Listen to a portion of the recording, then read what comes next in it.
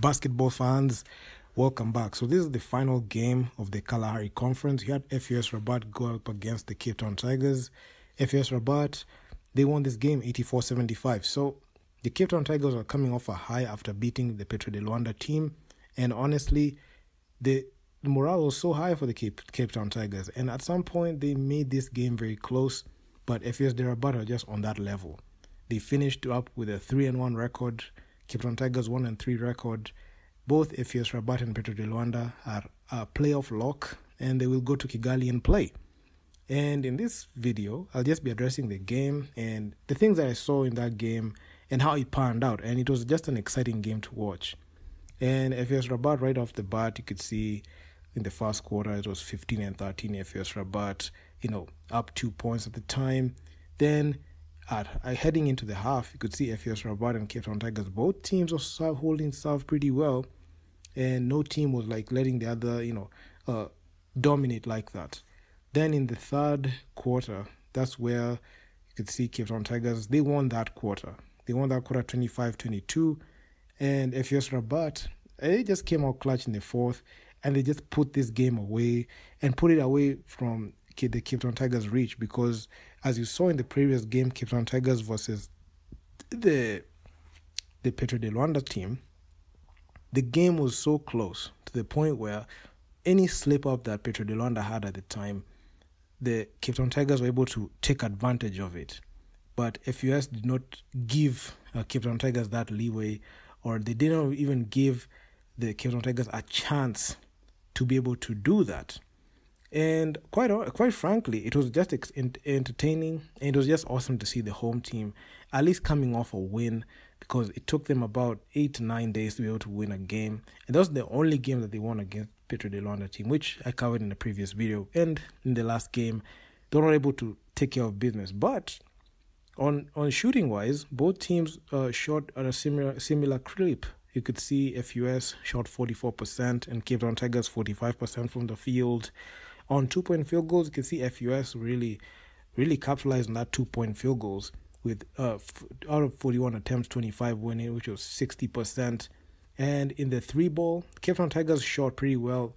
And one thing I've seen with FUS and Petro de Luanda is the fact that they're not able to knock down the 3-ball consistently, because FUS, they really struggled with abysmal 3-point shooting, 5 of 27. So that was not acceptable in my book.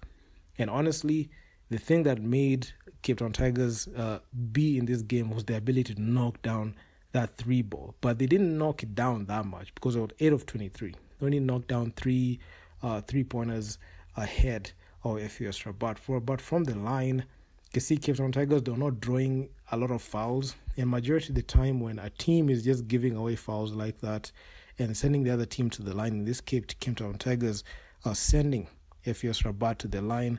This is the main reason as to why the game just kept pulling away, because FUS Rabat, the team, attempted 25 free throws as opposed to Cape Town Tigers 9. And out of those 25 coming from the FUS Rabat team, they made 19 of them. So they were 19 of 25, which is 76%. Although the Cape Town Tigers had a higher free throw percentage, they only attempted 9 of them. So they didn't go at they didn't draw fouls like that. So that was actually one huge red flag I saw.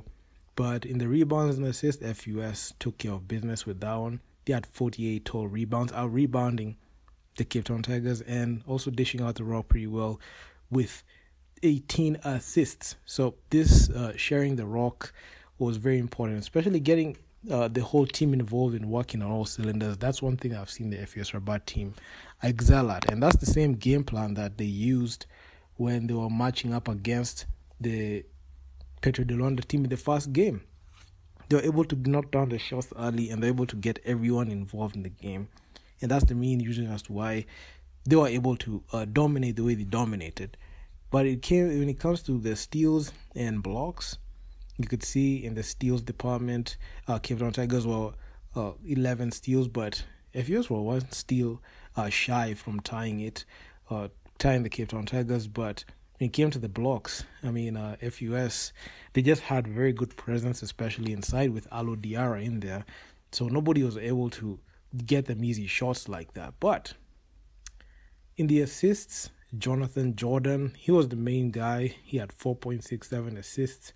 Some Kelo Sele from the Cape Town Tigers, man was just great. Like, he had 19 points in there. He was just doing his thing, and he did very well. And Cape Town Tigers coming out, we like this, especially finishing third. I know we had that whole Dynamo situation. They finished third here. And looking at the way things panned out, I must say it was such a good game, especially just to close out the Kalahari Conference. It was not a blowout. It was not one-sided. Both teams are holding serve pretty well. But Jonathan Jordan, he was the story of the day, because this man was just doing every single thing to be able to wield FUS to the win, because in 31 minutes played, this point guard had 19 points. He was 4 of 13. He had a poor field goal percentage of 30. But his ability to draw fouls and go to the line was the difference. And he had 5 rebounds, 4 assists, 3 steals, and a block. And that block was actually quite crucial. Then Alo Diarra, he was the guy. He had a double-double of his own. In 27 minutes played, he had 16 points, 7 of 9 shooting. He didn't attempt a lot of field goals. He didn't go for the 3 ball. He didn't attempt a 3, which he shouldn't have. But he went to the line. He was 2 of 2 from the line. He had 11 rebounds. He struggled with 3 turnovers, but he had 2 steals and a block. And he was that guy that was the X factor of the team. Then we had Abdel Hakim Zoita. He's a power forward and the team captain of the FUS Rabat team. 26 minutes played. He had 16 points, 7 of 11 shooting, 63%.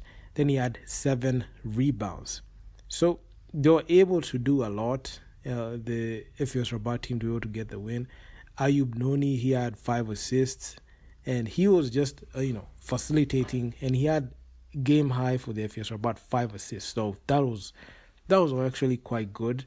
And FUS Rabat didn't have to do too much like that, because the fact that they were being fouled at a very, very high rate by the Cape Town Tigers, that was the difference, and they were able to go ahead and do what they needed to do to get the win. But Samkelo Sele from the Cape Town Tigers, 34 minutes played, 24 points, 10 of 20 shooting, 50%.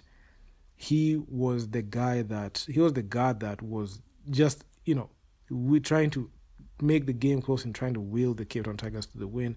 He had 24 points. Billy Preston, he played 39 total minutes. He only had 57 minutes to rest, and he played the whole game. So he was 50% shooting from the field, 23 points, and he had 7 rebounds and 5 assists. So he was just doing everything, but he really, really struggled those 6 turnovers. But those 4 steals were just crucial at the time. And it was just a good coming out party from the Cape Town Tigers, because honestly, I'll not even put anything against them, because I know it took a while for them to be able to get a win. But given how they just finalized the game, they made the game close. They tried their very best to be able to get a win there, but they just had to settle for that, because in 4 games, they only won 1 of them. Then they are 1 of 3.